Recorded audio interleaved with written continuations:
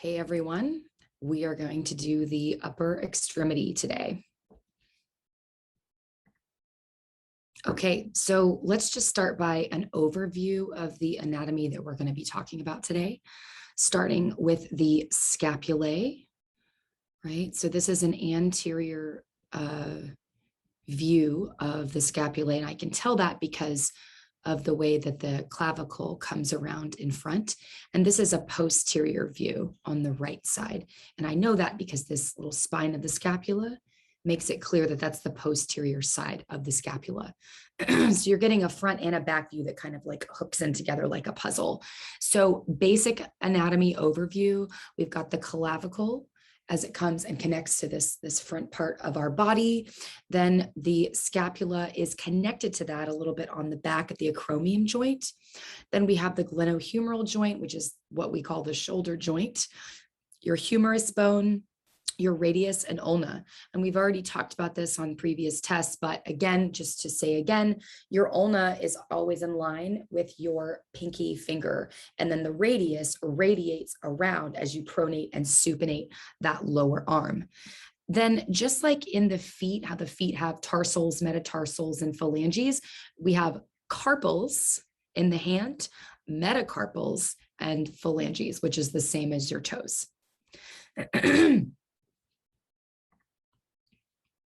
Here's a better close-up just to be super, super clear. In green, you've got the carpals, blue, you've got metacarpals, and in red, phalanges. Shoulder girdle, this is a commonly used term in dance somatics. So I'm just going to really clarify exactly what that is. So the shoulder girdle includes the clavicle, the scapula, and some people even say that it includes that humerus because it's part of that glenohumeral joint. Glenohumeral meaning glenoid process is the actual joint, and humeral meaning the humerus bone. So it connects those two words into glenohumeral joint. Okay, so quick, just bony landmarks of the shoulder girdle. You've got your clavicle, and this anterior view, humerus, and scapula, again, anterior view. Coracoid process, I'm not going to teach you this, but it's this little guy right here. You've got the, I do want you for the exam to know the difference between the anterior and posterior side of the scapula. So I remember it by the, the smooth part is the part that's touching the inside of your rib, like on the inside, and it has to be smooth so that it can glide over the rib cage. And then on the back or the posterior part of that scapula, that's where it has the spine of the scapula.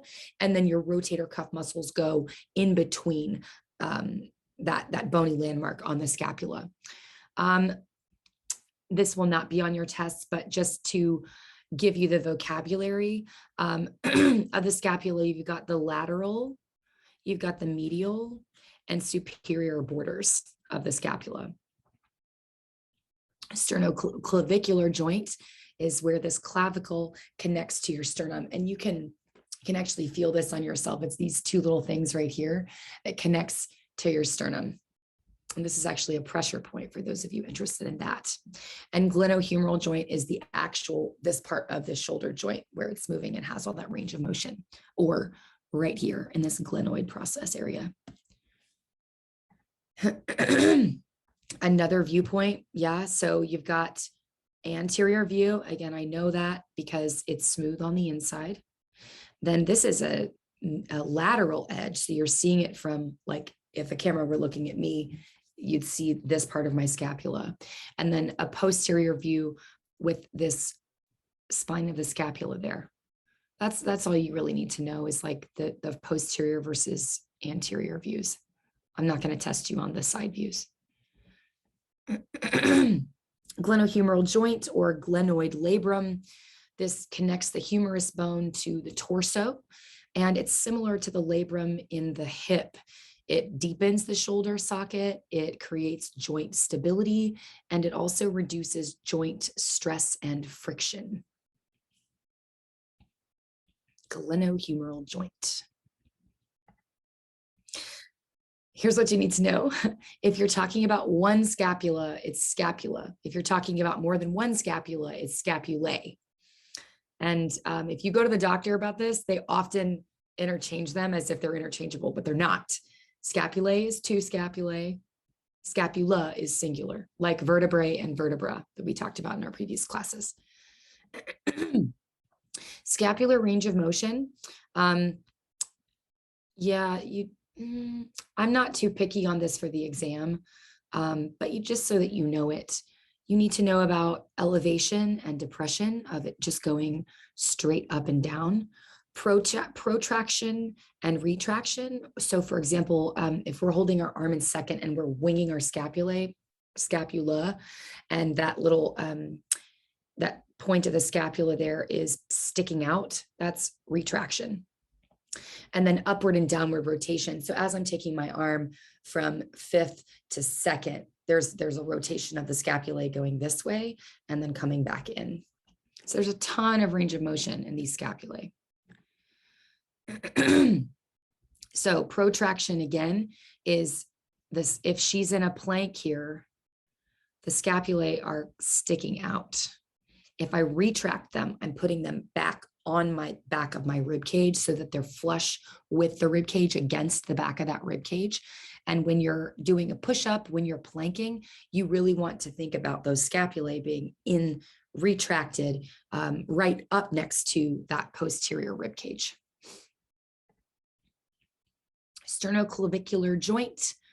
Again, this is a pretty huge joint, and you'll see why. There's a ton of muscles that connect to it, but it's specifically referring to where the clavicle connects to the sternum. That little tiny green spot there. Okay, moving on to sternum. The sternum is made up of the following: manubrium, which is this little green part here, sternal body, which is the blue part, and xiphoid process, which is this tiny little pointy guy.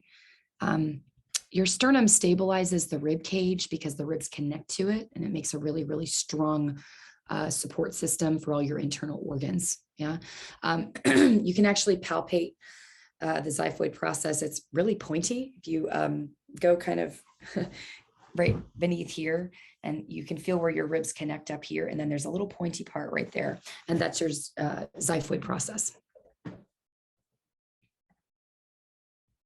Here we go. There is a bone in the center of our chest, right in front of the rib cage, which has a shape of a sword. Can you guess what bone that is? Well, yes, it's the sternum. So today, my friends, we are going to then dedicate this tutorial to this very important bone of the human body and learn everything about its anatomy. We will cover the overall anatomy and major features of the sternum. So first, we will look at the three parts of the sternum, which are the manubrium, the sternal body, and the xiphoid process. Then we'll look at articulations that join these parts together, which are then the sternal angle and the xiphisternal junction. Then we will look at the bony. All you're going to need to know for the test is that it's a sternum. I'm not going to ask you to even label manubrium xiphoid process. Just know that it's the sternum. Marks unique to the manubrium and the sternal body. On the manubrium, we will look at the suprasternal notch. We're going to be seeing these structures called clavicular notches, also a first costal notch, the second costal notch. And the sternal body features many notches for the ribs to then connect to the sternum. Each notch is named after the number of the rib. So there is a third costal notch, a fourth costal notch, a fifth, a sixth, and a seventh costal notch. At the end of this tutorial, we will also include some clinical notes connected to the sternum. Now, before we explore all those elements in great detail, let's start by looking at the sternum as a whole. So this is a skeleton as if we were standing in front of a person. You can see the sternum here highlighted in green, which is this long flat bone in the front part of the rib cage. These are the ribs, and this is the spine. Note here that the sternum joins the right and left ribs to then complete the rib cage and provides a base for the pectoral girdle. Like I mentioned before, the sternum is made up of three parts. So there is the manubrium, the sternal body, and the xiphoid process. And each of these structures have their own set of unique characteristics. Let's look at each part individually. We'll start with the most superior portion of the sternum, the manubrium. We are now looking at an isolated sternum, both from the right side, which is the image on the far right, and from the front, which is the image on the left. Keep in mind that manubrium is Latin for handle or hilt. If you look at it, it somewhat resembles a triangle when viewed from the front. The tip of the triangle points down and its base is in line with the two clavicles. At the center of the base, there is a small depression, and this is then the suprasternal or jugular notch. On either side of the suprasternal notch, there are two smaller notches called the clavicular notches. The clavicular notches are then the contribution of the sternum to then the sternoclavicular joints. Here, each clavicle articulates with the sternum to then support and stabilize the shoulder joint. We've backed away to look at the sternoclavicular joint along with the thorax. The clavicle attaches to the scapula at the acromioclavicular joint, but the scapula itself has no bony attachments to any other part of the axial skeleton. This video is not over yet. Continue watching now the full video. All right, moving on. There is a Sternocleidomastoid. This is a fun one. So now we're getting into, we've got the clavicle and then how everything also connects to the clavicle. It's pretty incredible, the amount of muscles that connect here.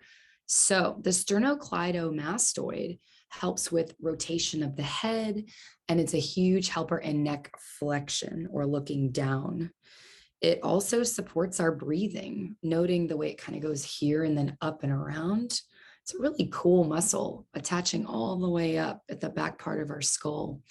This is a superficial muscle connecting the manubrium and clavicle to the mastoid process of the temporal bone. And we're going to watch a video. Hello again, everyone. It's Matt from KenHub. And in this tutorial, we will discuss the function and anatomy of the sternocleidomastoid muscle. The sternocleidomastoid muscle is a two-headed muscle of the neck. The two heads are called the sternal head and the clavicular head. The muscle lies very superficially so that it is both easily visible and palpable.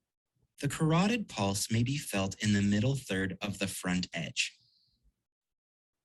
The sternocleidomastoid is innervated by the accessory nerve and by direct branches of the cervical plexus. The sternal head originates from the sternal manubrium and the clavicular head from the middle part of the clavicle. The insertion is the mastoid process of the temporal bone and the superior nuchal line of the occipital bone. Under the sternocleidomastoid region runs a neurovascular bundle containing the common carotid artery, the internal jugular vein, the vagus nerve, highlighted here in green, and the cervical ansa. A unilateral contraction of the sternocleidomastoid muscle flexes the cervical vertebral column to the same side, called lateral flexion, and rotates the head to the opposite side. A bilateral contraction leads to an elevation of the head, otherwise called dorsal extension. In addition, it supports inspiration, providing that the head is holding still. Inspiration means breathing. This video is more fun than reading it. Great. Hello again. And here's a photo of Suzanne Farrell and George Balanchine. They did this whole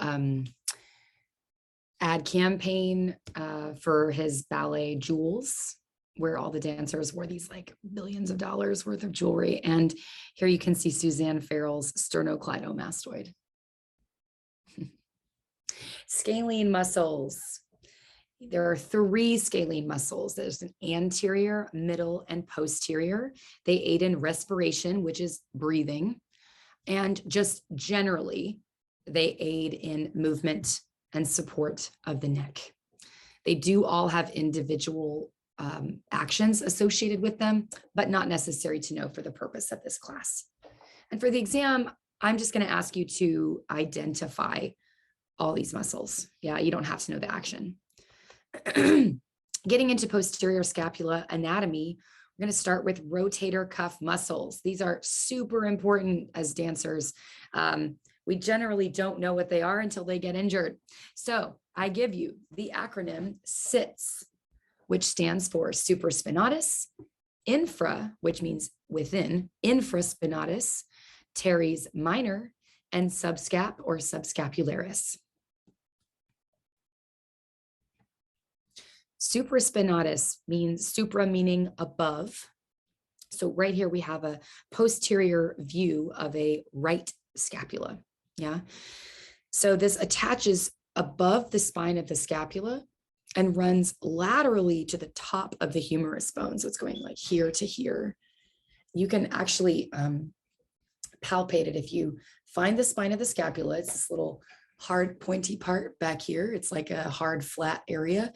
And then if you go right above that and then you lift your shoulder, that is your supraspinatus.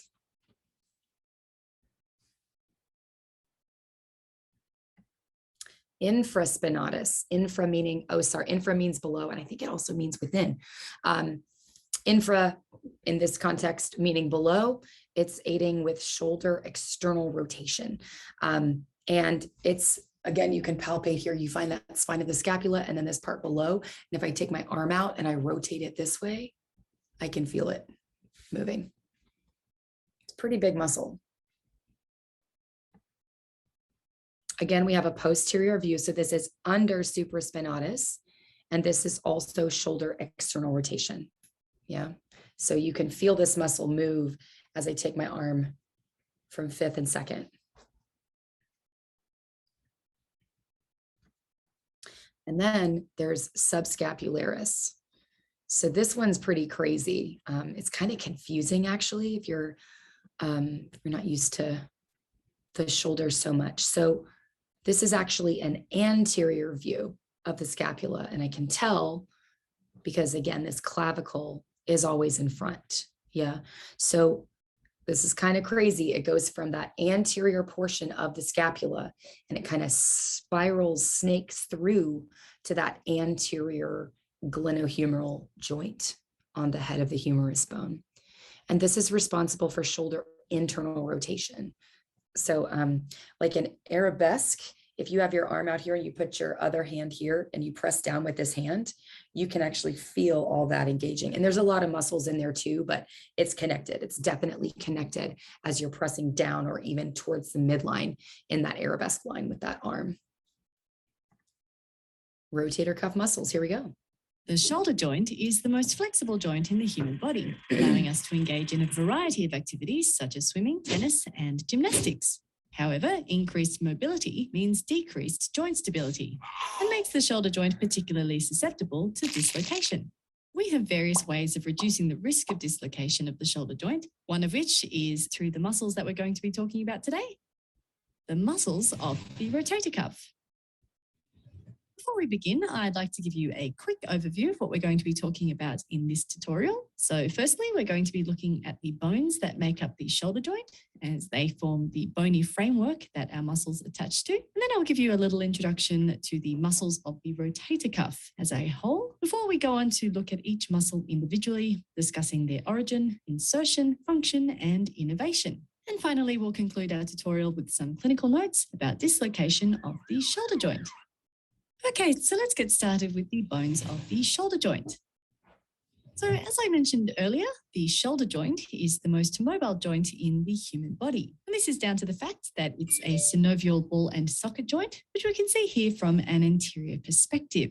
The ball component of this joint is formed by the head of the humerus, which is a feature of the long bone in our arm, the humerus, whereas the socket component is formed by the glenoid cavity, which is part of the scapula or the shoulder blade. And as such, the shoulder joint is also known as the glenohumeral joint.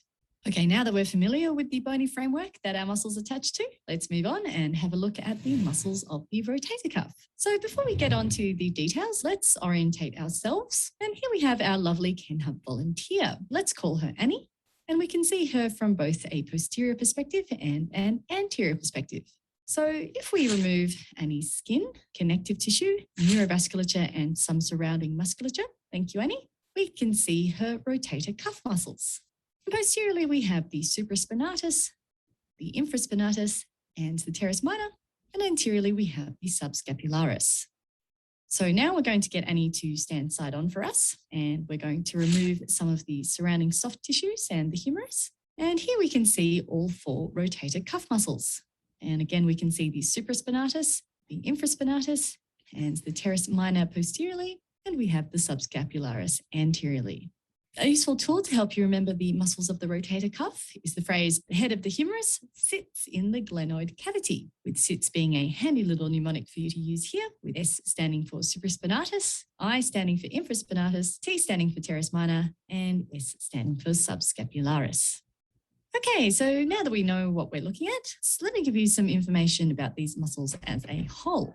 So generally, the muscles of the rotator cuff originate from the scapula, and they insert at the humerus, which is at this point over here. As for their functions, these muscles work together to reduce the risk of dislocation by stabilizing the shoulder joint. Okay, so again, rotator cuff muscles sits supraspinatus, infraspinatus, teres minor, and subscapularis. Movements of the arm, flexion and extension, abduction and adduction, external and internal rotation, and horizontal abduction and adduction, not on the test. Trapezius muscle. This is a superficial muscle located on the back of the neck and the upper back region. It is separated into 3 parts due to its line of pull.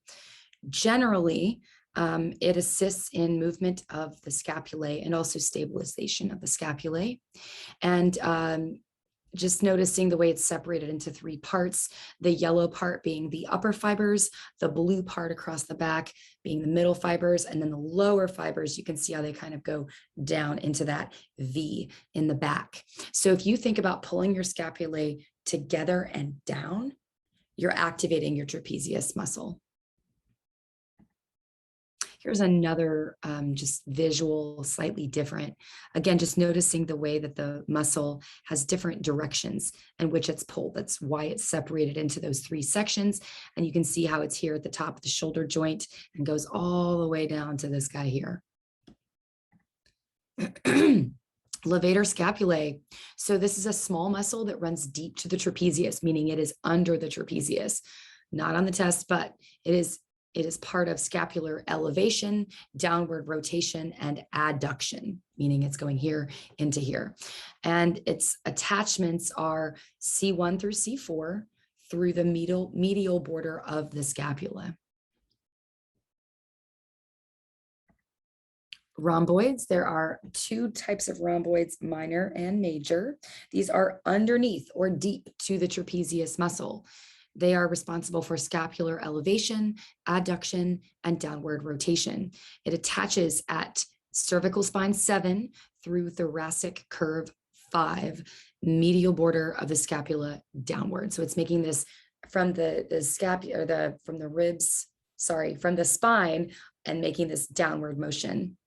And you can feel this by pressing, like if I put my hand on this part of my back, right here, and I think about pressing down, it's all responsible for that. I can also feel it if I think about pushing my shoulder blades together as I like pull my arms back. That's a really great way to activate rhomboids.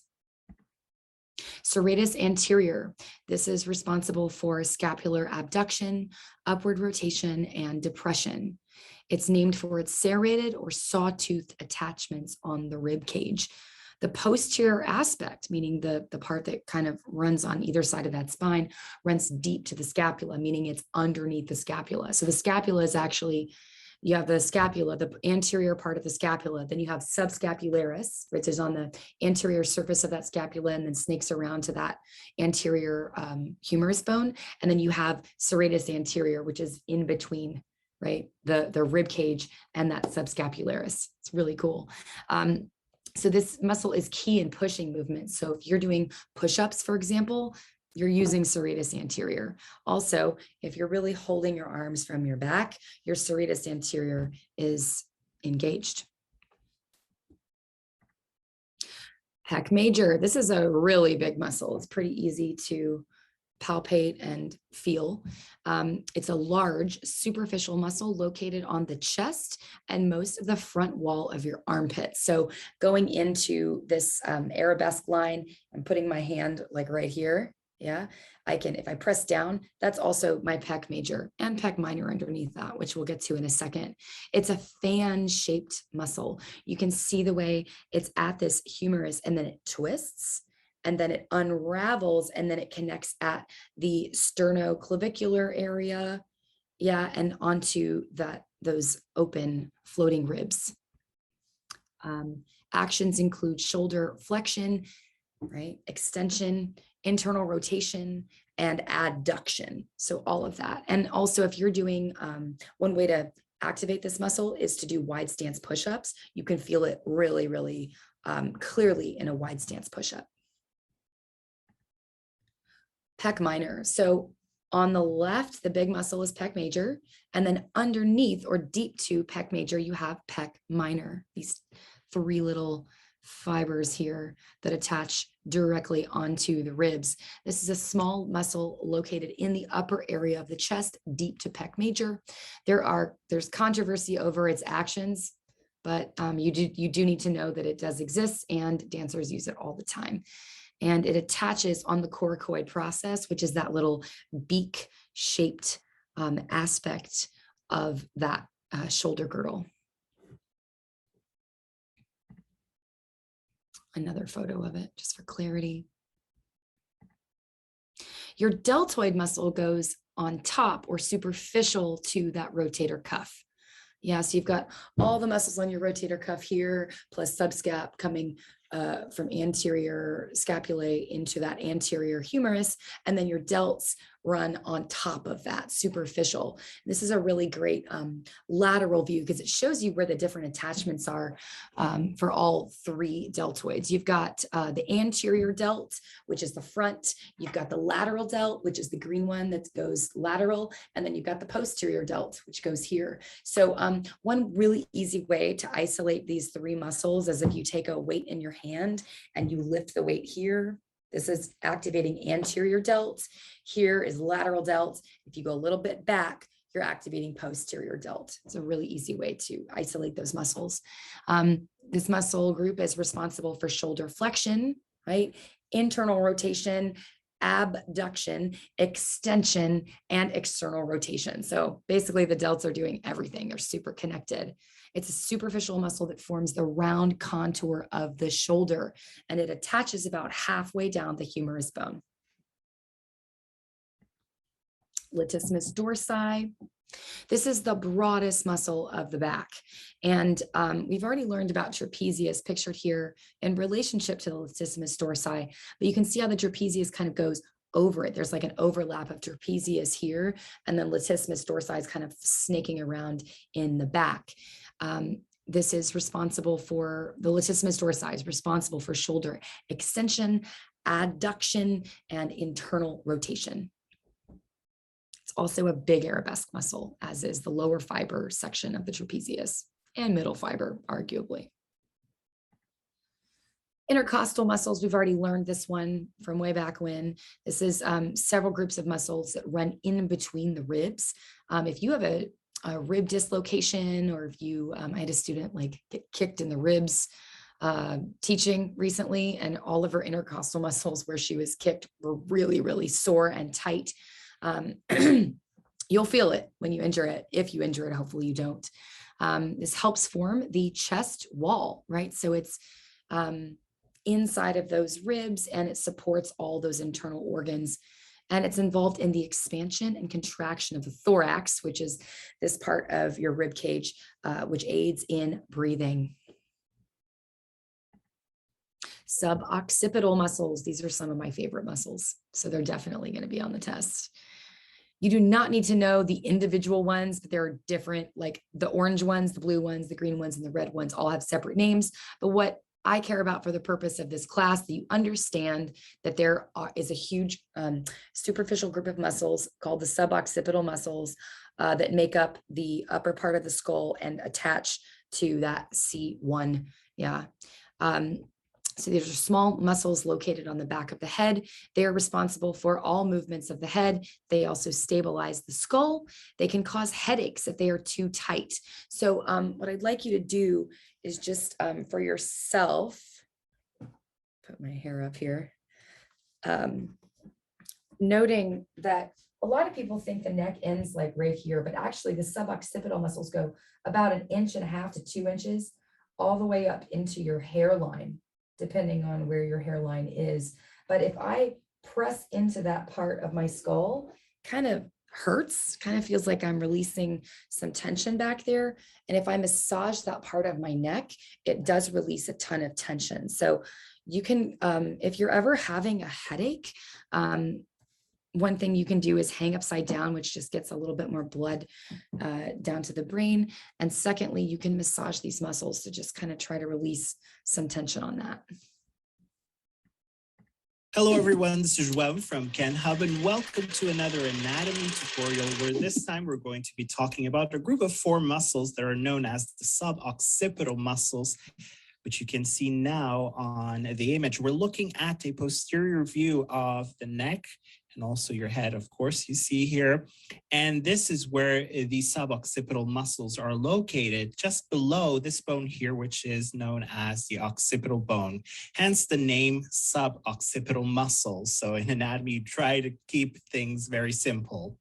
And without keeping you waiting, let's first list these 4 muscles before we talk about their origins, insertions, and also innervation and functions associated to the suboccipital muscles. There are 2. There are the rectus capitis posterior minor, and then the major one, so the rectus capitis posterior major. There are other 2 which have similar names, the obliquus capitis inferior, and then the superior one. Before we talk about these muscles, I want to make a clear point here that this is the easiest part of the tutorial, which is to know that the innervation of these 4 muscles will be provided by these nerves that you see here highlighted in green on this image. These are known as their posterior branches of the first spinal nerve, which you also see here on this image. And keep in mind that we're looking at a posterior view of the suboccipital region. These nerves are then the suboccipital nerves. And let's start with the very first one on the list, these 2 that you see here. This is the rectus capitis posterior minor. This one arises by a narrow pointed tendon from the tubercle on the posterior arch of this bone here, the atlas, the first cervical vertebra. And then it goes all the way to insert on the medial part of the inferior nuchal line of the occipital bone that I talked about, and the surface between it and the foramen magnum, and also takes some attachment to the spinal dura mater. Now, a quick word on the different actions or functions associated to the rectus capitis posterior minor. Now, this muscle will be able to then perform a minor degree of extension of the head at the neck. We're now ready to move on to the next one that you see here highlighted in green. This one is the rectus capitis posterior major, and you have 1 on each side, so 2 muscles as you can see here. This muscle will be then arising by a pointed tendon as well from the spinous process of the axis, this time the second cervical vertebra. And then goes all the way to insert on the lateral part of the inferior nuchal line, as you can see here, of the occipital bone, and the surface of the bone immediately below the line. This video is not over yet. Continue watching. All right, so now we're going to move into some muscles of the arm. For the exam, you just want to know what they are. You don't have to know the actions. So this is commonly what's referred to as your bicep, this little guy right here. And bi meaning 2, because it has 2 muscle heads. One was just superior to the glenoid cavity, and the short head is on the coracoid process. Triceps brachii, this is on the posterior parts, also known as your tricep.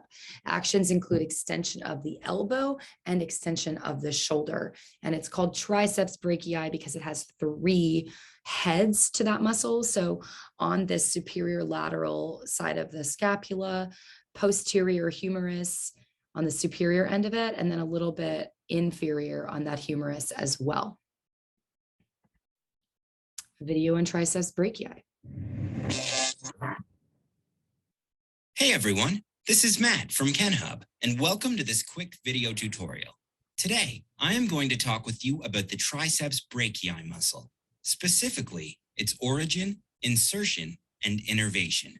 The triceps brachii muscle is commonly referred to as the applause muscle in gyms all over because if insufficiently toned, the back of the arm waggles when you clap your hands, as it is located in the posterior aspect of the upper arm. Now that you know its location, let's discuss its composition. This 3-headed muscle is composed of the long head, the medial head, and the lateral head. Note that 2 are named for their location, the medial and the lateral heads, and 1 for its size, the long head. That makes them relatively easy to identify. Each one of these heads has a distinct origin, but they all combine distally into a thick tendon that connects it all together to the joint and fascia in the elbow. The long head, which you see highlighted in green, originates in the infraglenoid tubercle of the scapula on the lateral border of that bone. The medial head originates in the dorsal humerus, which is the long bone of the upper arm, distally from the radial sulcus. And the lateral head originates in the dorsal humerus proximally. The long and lateral heads are easily palpated as they are more superficially located, but you can't feel the medial head as it is tucked beneath them. The 3 combine as they approach the elbow, and together they form a thick tendon which inserts into the olecranon of the ulna, and additionally to the capsule of the elbow joint and antebrachial fascia. The triceps brachii functions as a counterpart to the biceps brachii, located on the anterior aspect of... Okay, we're just going to keep moving here. Next, you need to know is extensor digitorum. This is on the top part of your arm. This is the extension of the lesser 4 fingers. So if you just lift your 4 fingers up into extension, you can feel how that whole muscle moves. You can actually see it on the video.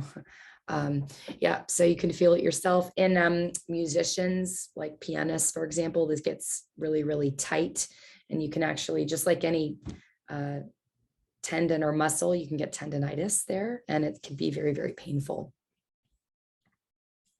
Winged scapulae. All right, so this is a kind of a big topic. So you can see in these 2 pictures that the person's scapulae are sticking out, meaning that the inferior, that little point at the end of each scapula in the most inferior aspect of it, are sticking out. This is a postural misalignment, which indicates muscle tightness elsewhere, specifically pec minor also and pec major. Yeah, so if your pecs are super tight, the tendency is to roll this in, and then you have more of a tendency to then wing your scapulae in the back. This can also be an indicator of a weak serratus anterior. Remember, that's the muscle that's kind of the serrated muscle that goes here on the side of your body, and it's between that scapula, subscap, and the rib cage. So the scapula and the subscapularis kind of rub against that subscapularis and the serratus anterior. Yeah, so one way to feel winged scapulae, if you're getting the feedback of like put your scapulae into your back, one thing that you can do is to just lie on your back, put your feet on the floor, bend them at a 90-degree angle, and just while you're on your back, feeling the back being flat in relationship with the floor. And it's nice to do it in constructive rest because you're not fighting gravity in the same way. And it's really direct feedback because the floor tells you if your back is coming off the floor due to winging your scapulae. Also, if you're winging your scapulae, you generally need to exercise rhomboid minor, rhomboid major, a little bit of trapezius on top of those muscles, and even latissimus dorsi. Yeah, so you're using those muscles more prominently is what you want to do. So another thing is to try exercises, pulling the trapezius downward and all together, which there's going to be a video on right now, I think. Yes, it's kind of an awkward video, but it shows you the exercises and that's what matters. So just bear with us.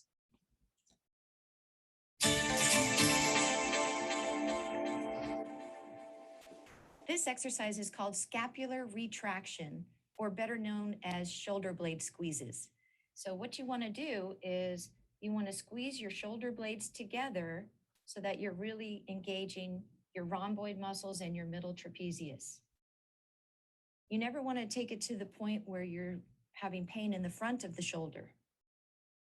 That looks good. And why don't you turn around so you could show a back view?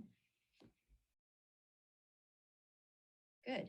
And you could see these muscles turning on nicely. Good.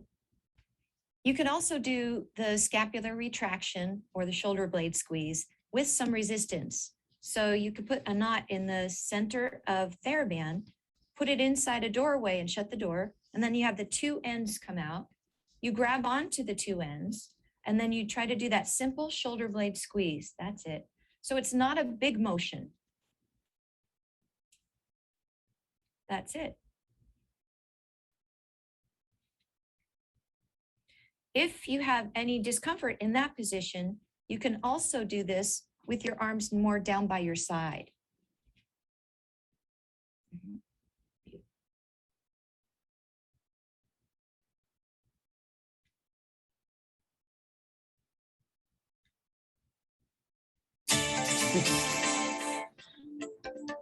That's such an awkward video, but it is like a very, very direct video, and that it can show you how to basically not wing your scapulae so much in ballet, because if you can activate rhomboid major, rhomboid minor, and trapezius, you're less likely to wing your scapulae. Let's move on. Hold your arms from your back. This is something that we hear a lot from ballet teachers. And I just kind of wanted to go into this a little bit. So Miss Era actually talks about this, or at least she used to, and I think it's brilliant the way she does it. So she talks about with her arm in second, the idea of pressing the arms down in second position. Now, what you don't want to do, I don't know if you can see, oh man, I wear the wrong shirt today for this, but as I'm pressing the arm down, you see how my scapula is sticking back? My scapula is right here. It's sticking out. Yeah, you see it's like pointing out. Yeah, so you can actually put your hand back here, and you want to think about your scapulae going down your back rather than rotating out or winging, right? So if you can really think about you're pressing, but it's also the whole like Serratus Anterior, Latissimus Dorsi, and we're activating, we're not like squeezing our scapulae together like the old school ballet teachers say, for example, like squeezing a peanut in between your shoulder blades. That's not what we want to do. We want those scapulae flat in your back. But if you can think about those exercises which turn on rhomboid major, rhomboid minor, and trapezius, you can, it's a little bit easier to isolate those muscles so that they support the arms in second rather than winging the scapulae in the back. Yeah, that's all I'm going to say about that. Yeah, and that won't be on your quiz. I just think it's helpful to like think about it a little bit. Push your shoulders down. This was a note that I got a lot as a dancer, particularly if you have one shoulder that's higher than the other. Like on me, my left shoulder is higher than my right shoulder. So I was always told to press my left shoulder down. But pushing, the idea of pushing adds tension. Which ultimately makes the problem worse. And when you have tension in one part of your body, it initially stays there, but then it eventually goes into other parts of the body. So you might have trouble, now that we know how connected our shoulder is, you're going to have trouble spotting a pirouette or letting the head go, or even breathing to your fullest capacity. So in this photo, this is from the Clippinger book, you've got the overuse of the upper trapezius fibers in picture A, right? I think this is something that we see really commonly. This person's scapulae are not winging. They're definitely in his back, but it's the upper fibers of the trapezius holding, right? So instead of, if you ever get that note from a teacher, I would just suggest like redirecting that into an idea of the scapulae melting down the back, but like sticking to that serratus anterior so that they don't wing out on the bottom. And, you know, doing, again, wide stance push-ups is really helpful because it helps you figure out your pec major and latissimus dorsi, and visualizing the negative space between the elbow and the ear, but also the shoulders melting away from the ear. So all of this coming down rather than taking it from here. And the shoulder has so much mobility, right? It's the most mobile joint in our bodies. It's also the most complex joint in our bodies, the knees being the second most complex joints in our bodies. So with that range of motion, it's very easy to then like include all these other muscles that we don't need. But, you know, you can also envision like sternocleidomastoid and its connection to the clavicle, for example. You can envision that being long and keeping all this here so that you have all this negative space here and it's not like that. And in general, just trying to release any tension from the neck, taking note of those suboccipital muscles, those tiny muscles on that posterior inferior skull. And also constructive rest is super helpful with this too. And again, we have more on scapular abduction and adduction. So the picture on the right in the top picture is a neutral position of the scapulae and torso, right? So that's what we're going for. Then in picture B, the middle picture, this is excessive scapular adduction. Adduction meaning we're adding the scapulae together. And it's the idea of like the old school ballet teacher telling you to pinch the peanut between your scapulae, which is so bad on your alignment and your breathing and transferring tension to other parts of your body. And then C is excessive scapular abduction. Abduction, again, meaning going away from the center of gravity. So usually we all want to be picture A, but we kind of range between picture A and B on the spectrum. For me personally, my resting posture looks more like picture C, which is problematic because when you're rounding this part of the back, the muscles in the back get really long, and then the muscles in the front, like pec minor, pec major, they get really tight, and then it just kind of solidifies you, crystallizes you in that rounded position. So, you know, doing these exercises with the TheraBand before class is super helpful. And also just having your arms in constructive rest with your back on the ground and not letting your scapulae abduct or adduct. It's confusing, isn't it? Don't worry, I'm not going to test you on it. All right, so scoliosis in dancers. This scoliosis is any deviation in normal spinal curves. This here's a picture of Beck-Ann Sisk. She's a principal ballerina with Ballet West.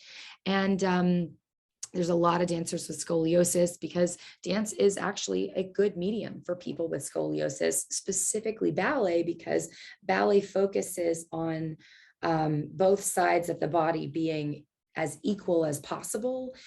Even though if you look at the way our organs are located, we're not even at all. We just look more even, you know, on the outside, but we're not even from the inside. But the pursuit of the legs being the same length, the arms going away from the spine, this is really, really great for scoliosis. Treatment often looks like a really intense back brace, physical therapy, or surgery. I had a friend in middle school who had a rod put on either side of her spine, and it was terrible. She had to like lay on our stomach for like 6 weeks. It's terrible. Pilates and swimming is also super helpful. And some famous examples of dancers with scoliosis are, again, Becky and Sisk, but Wendy Whalen, Associate Artistic Director of New York City Ballet.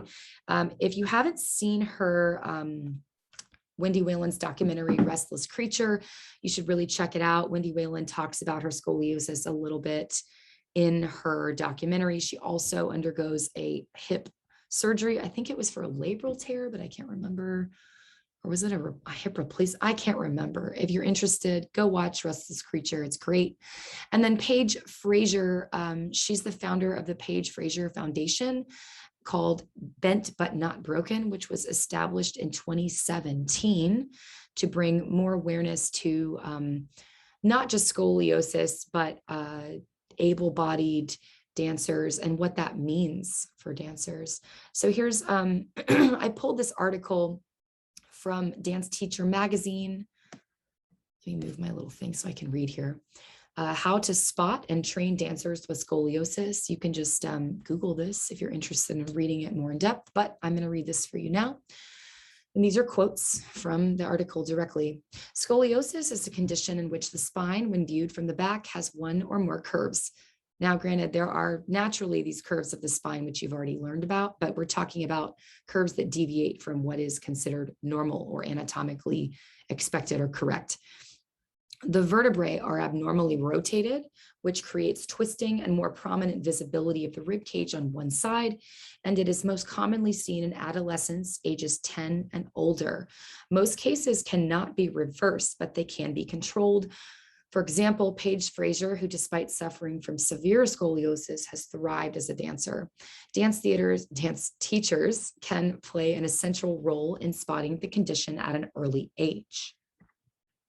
In addition to a curved spine, other warning signs are head not centered directly above the pelvis, uneven shoulders, one raised hip, the rib cage sides are at different heights, an uneven waist, changes in color or texture of the skin overlying the spine, like dimples or hairy patches, and the entire body leans to one side. Also fatigue, because it's hard to hold all that up, and even difficulty breathing. So helping dancers with scoliosis, a lot of you already are ballet or dance teachers, and a lot of you will become teachers if you are not already. So I thought I would include this in my presentation to you. And young dancers, the dance teacher can often notice scoliosis before the student is even diagnosed by a doctor. The earlier the detection, the better. Because again, our spines are supple, our bones are supple. And then as we get older around puberty, the bones kind of set. And then you're kind of, you're just focused on growing after that. But the spine has suppleness when you're younger. So back braces can be used, but they immobilize the spine. So there's actually a theory that back braces are not good, because if you immobilize something, then it loses range of motion. So depending on the type of condition or severity of scoliosis, a dancer might have to wear a back brace just at night or just during the day, and they can take it off for ballet. But surgery is really common in severe cases. One thing as a teacher, you never want to compare the student to others or to themselves prior to the scoliosis surgery if they've had it. You want to focus on using images that emphasize balance throughout the axial skeleton. You can also help dancers strengthen their abdominal muscles, which includes rectus abdominis, external and internal obliques, and iliopsoas, to better support the spine. And always, encouragement and support go a long way. Can't emphasize that one enough. Oh, the sorry. first performance I did was the Nutcracker. I was very young, but I wasn't nervous being on stage, and I enjoyed just the thrill of that. Ballet was the main focus for many years. I remember going to the doctor for a physical. He realized that there was a slight curvature. At 13, this was a lot to process. I was sent to an orthopedic surgeon for more analysis. My spine curves in two places, which tilts my pelvis, so my left hip is higher than my right. My center of gravity sometimes is affected by my curvature. I remember my parents telling me that surgery would be the last resort. We found a chiropractor in the city. I was given 2 back braces, one that I would wear during the day and one that I would wear at night. The impact that scoliosis surgery has on those that really need it is amazing. You know, to see these stories of people who are able to live a better life, who couldn't walk or breathe, you know, I think it's incredible. Seeing those cases inspires me and strengthens me, because for someone who has fought through her curvature and dealt with it, it does get hard. As the years went on, just learning to embrace that this was a part of me, and I'm still working against my curve. I'm still reminding myself how to sit properly, how to walk. With my story, I just want to impact people and inspire people to do more research and know that there are many different avenues to go down when it comes to scoliosis and scoliosis treatment. The best advice I would give to someone dealing with scoliosis is to really try to see the bigger picture. It's not the end of the world. As a community and a society, if we can get beyond this one idea of what beauty is, then people can start to really feel comfortable in their skin. I love the saying, bent but not broken. I hope to start my own foundation that will cater to the needs of inner city youth. Getting hands-on within my community and giving back is at the top of my list and is a goal that I am working towards. My name is Paige Fraser, and I'm a scoliosis warrior.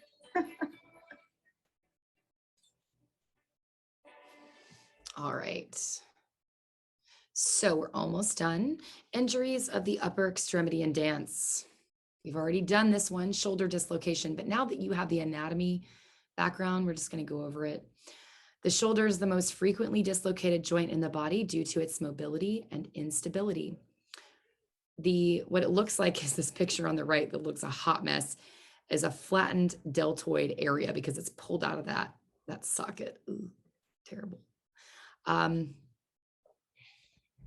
This is an intensely painful situation. You'll experience tingling and numbness down the arm all the way to the hand, most likely. Treatment is the arm is initially placed in a sling. They'll pop it back into place, and physical therapy is going to be definitely in this person's future, strengthening the rotator cuff muscles and tracking movement of the socket. Again, cracked, broken, bruised, or dislocated ribs, super common in partnering work, not just ballet, but contemporary as well, especially if the male partner is inexperienced or if the dancers are doing extremely physical partnering related to the rib cage. I see it all the time in ballet partnering. Usually there is nothing to be done for a bruised, cracked, or broken rib. It is painful to breathe. It often is pretty terrible, feels pretty terrible. And a chiropractor can usually help. I highly recommend that. As I was saying earlier, I had a dancer who she was teaching and her student did a jump and ended up kicking her in the back. It's a disaster. But she went to a chiropractor and apparently it had dislocated a rib. So the chiropractor popped the rib back into place on her spine, and then it was like instantly better. So don't underestimate the power of a good chiropractor who understands dancer bodies. Collarbone fracture. This is not common in dance, but I thought it was important because now we have all this information about the shoulder girdle and how much our muscles are connected to that clavicle. It's a source of muscle attachment for so many muscles. both front and superior, and even a little bit of posterior. So imagine like you can barely even use your arm. It impacts movements of the entire arm, breathing, and neck motion. And like all bones, it takes 6 weeks minimum to heal. You will definitely be put into a brace. It used to be called a crazy 8 brace. And you'll go to physical therapy. And generally it's a good recovery because it has good blood flow, blood supply. And that is where we're going to stop today, because we're going to save the other stuff for our semester wrap up before our final exam. So the next class, I will start with questions, clarifications that you need from this lecture. I hope that it has been helpful, and I hope that you've been able to watch it in the comfort of your own bed on your own time, not on a Friday. Have a great weekend, everyone. Thanks. Bye.